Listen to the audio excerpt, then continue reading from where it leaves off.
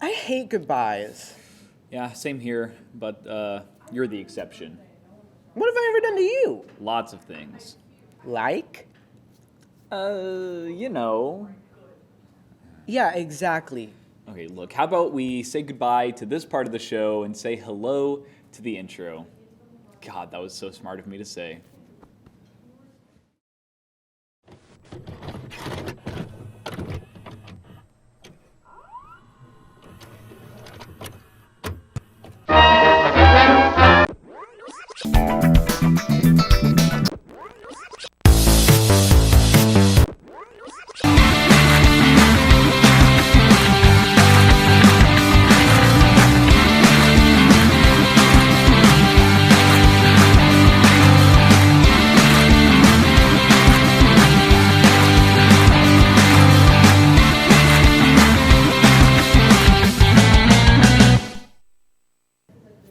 Hello, everyone, and welcome back to The Real Deal, Ball State's premier entertainment news show. I'm your host, Josh Pavlovsky. And I'm Colin. One of the things I hate about goodbyes is that you have to say goodbye. Whoa. Here's a revelation. That's kind of the whole point. Well, what do you hate about goodbyes? I mean, I don't know. They're sad. I know! I mean, everyone hates goodbyes. Yeah, everyone hates goodbyes. I just said that. What about a goodbye to somebody that you hate? So you? Wow. I'm just joshing with ya. I especially hate goodbyes to my friends, like my girl, Lynn. Lynn, take it away, girl. Well. This day came a lot faster than I could have ever imagined. Real deal, it has indeed been real. I joined this club in September of last year, and I've been happy to call it home for a little over a year. So as I sign off, I'm actually not sad. I'm very happy. I'm happy because Real Deal has been like the cold side of the pillow, the big bowl of mac and cheese after a long day of classes, a place where I can come to decompress. It's been a place of refuge, and I'm glad that I've had the opportunity to feel that way about a group of people on campus. I'm also grateful for the lessons that I've gotten from this club. I'll never forget the day when Drew wanted to test out alternating cameras during a podcast episode he told me about. We'll try it, and if we don't like it, we won't do it again. I don't just think about that saying when we get ready to film, but I think about it when I wake up and get ready to take on the day. I admire you for your passion, tenacity, and professionalism. Also wanted to thank everyone else who makes this show worthwhile. Kiana, Kat, Owen, Austin, Zach, Josh, Colin, Jeremiah, Catherine, Jasmine, and anyone else that I've had the opportunity to work with on this show. Thank you for your lightheartedness, dedication, and witty jokes that I recycle from time to time. This is why I love it here, and I'm signing off with Stride. My name is Lynn Rollins, and once again, Real Deal, it has indeed been real. Love y'all. Dang, I sure am gonna miss Lynn. Same here. Lynn, how about you stay for an extra semester? Great idea. That way we don't have to say goodbye just yet. How about everyone stay? Forever. No more goodbyes. Colin, this may be the smartest idea you've ever had. All right? Then it's settled. No one's ever leaving ever again. Wait, don't the producers have to agree though? Oh, yeah. I guess you're right. Producers, thoughts? Huh? Yeah? Hey, look, they all agree. Yippee! Woo, yippee! How about let's throw a never going away party during this next segment? Great idea, Colin. Hello, everyone. It is I, Jeremiah Cottrell, resident shut-in living in Drew's basement. Today I'll be talking about the newest VTuber generation of Idol Corps that debuted just over a week ago, named Isekai, made up of 5 members, which I will get to right now. Starting up with the first to debut, you have the resident ghost hunter Yuko Yurai. She's pretty cool. During a debut, she sang the Ghostbusters themes, which was pretty interesting. While she's dressed up as a ghost, she herself is not one yet. She has a pretty great personality that just screams adorable. I'll be watching her. Next up is Juna Unagi, who is an eel. I may not like her voice, but boy does she have an amazing model, design, and just absolutely my favorite just based on looks, which I have to gush about, so get ready. She has a beautiful lightning design. Along with her coats, you can see the zigzag of a bolt of lightning, which is at the very top of her coat, this continues this aesthetic all the way around the top. But not only that, she also has a couple switches on the jacket that I just find intriguing. On her ears, or maybe it's her headphones, I don't know. But she has electricity coming off of them. She also has a small hohoge that is in the shape of a lightning bolt that I just love. I love it. The colors are just so pleasing to look at. The night black with a flash of yellows are just mixed so well together. And she also has a really cool jiggly tail that I just want to bite into. She's also 5'8", so that means she's taller than me. But anyways, Ren Penrose, the Prince Royal, is absolutely spoiled, and I love him. He's British and also has an IKEA shark who is cozy, comfy, and ever so soft. Personality-wise, I want to sock this Prince Royal in his face, but overall, I will be watching him. Next up is Pochi Monwamu, resident dog girl of the group. She's a pretty chill personality, and while you could hear the nervousness in her voice during her debut, she has gotten a lot more confident in herself, which I like. She's also pretty cool. Lastly is Fuyo Cloverfield, resident leprechaun who sleeps in a cardboard box, just like me. She has a very hyper personality that I enjoy a lot, and I find her very interesting. She can grant wishes, but just beware of your valuables. I like her a lot. She's pretty cool. So those are all the VTubers of the Idol EN group. They're all so quirky, and you'll find one that you'll like. I guarantee it. But that's all I have for this week. My name is Jeremiah Cottrell, and I'll see you in the next one. Bye-bye. Wow, that was a really, really fun party. Yeah, so fun. I'm so glad we're not leaving. Yeah, I really could just sit here forever. Wait, you don't seriously mean we're going to sit here forever and do the show? Yeah. I mean, that's kind of the point. Isn't it exciting? Huh? You know I could just leave any time. Nope, I locked all the doors. All of them. You what? Yep, surprise!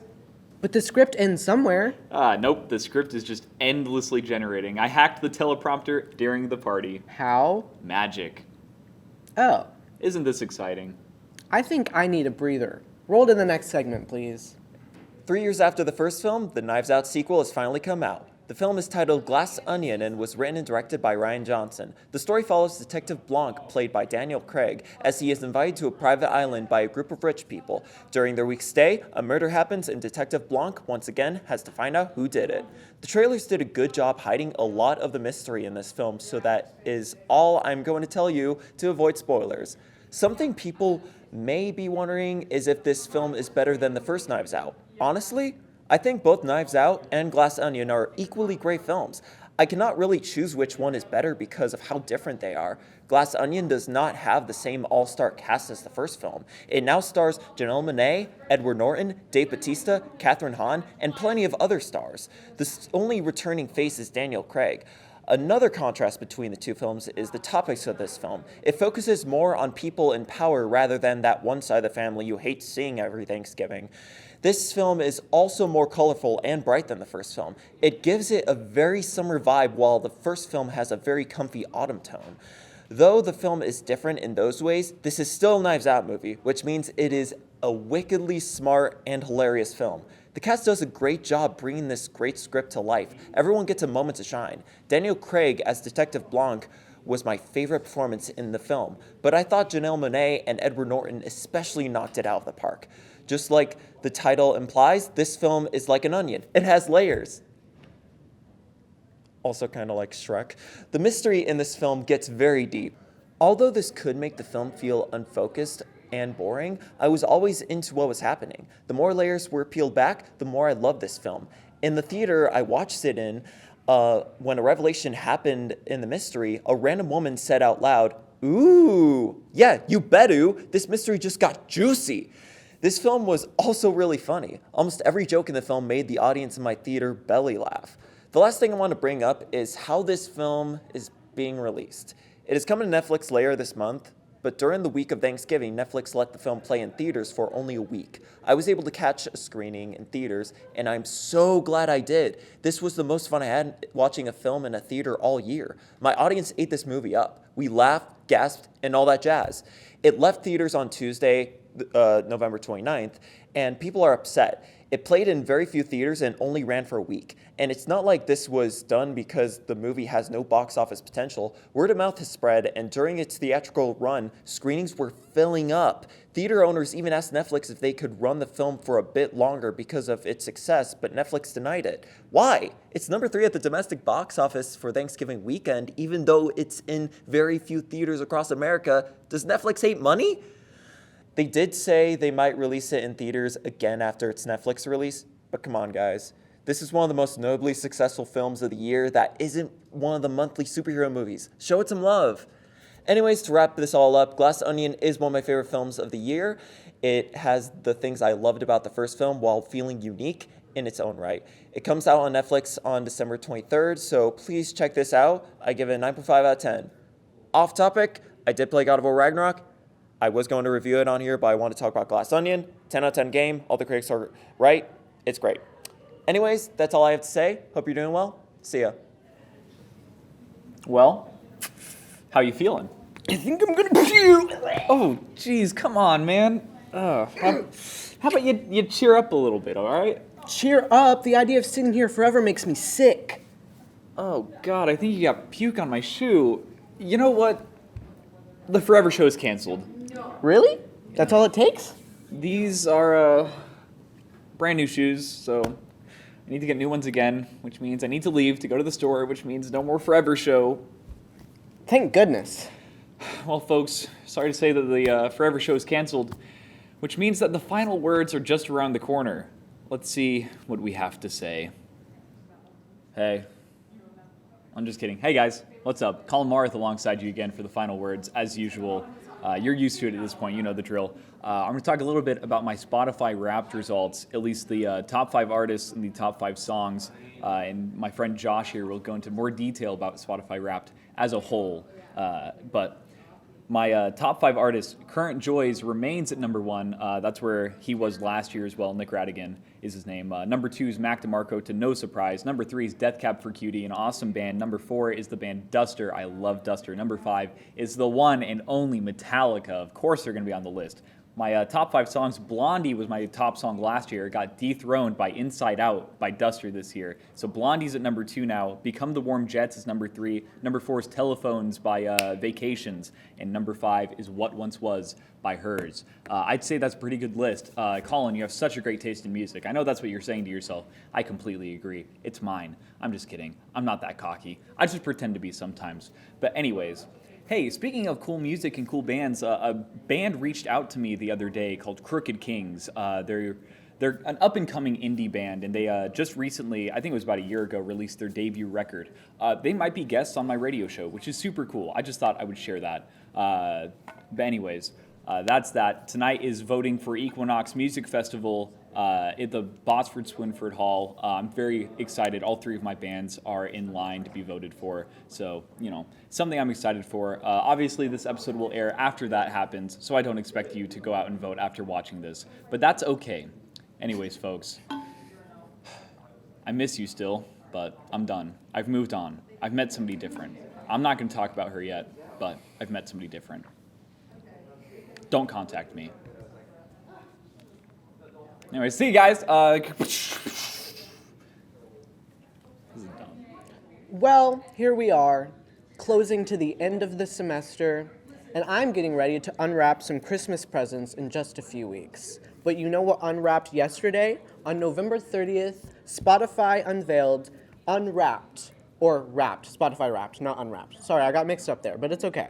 Spotify Wrapped sent everyone who is on Spotify their collection of top songs, top artists, and much more.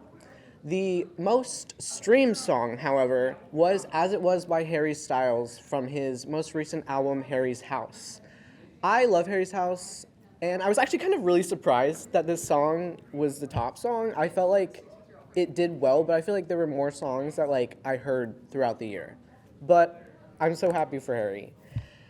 Heat Waves by Glass Animals followed, which is really interesting because I feel like that was last year, but okay. And then Stay by the Kid Laroi and Justin Bieber was the number 3 spot, which is a good song, but if I hear it one more time, I'm going to turn it off. But however, for those Apple Music fans, Stay was actually your #1 song. But we don't care about Apple Music fans here. And the top artist was Drake, which was really surprising, but good for him. He released a banger album, I guess. I'm not that much of a Drake girl, you know? But now we're gonna talk about my Wrapped. My top genre was pop, my second genre was indie pop, and then alt-Z, and then electropop, and then hip-hop. It kind of makes sense, but I actually didn't get Spotify until like September, so it's a very off Wrapped. But that's all I'm gonna say. I hope you enjoyed your Spotify Wrapped, and I can't wait to see what I get next year. But yeah, I'll see you guys after the semester. As always, thanks for watching. If you want to see anything else from us here at The Real Deal, be sure to check us out on Facebook, Twitter, Instagram, website, all things entertainment. I'm Colin Marith. No, you're not. Anyways, and I'm Josh. No, I'm not either. Thanks for watching, though.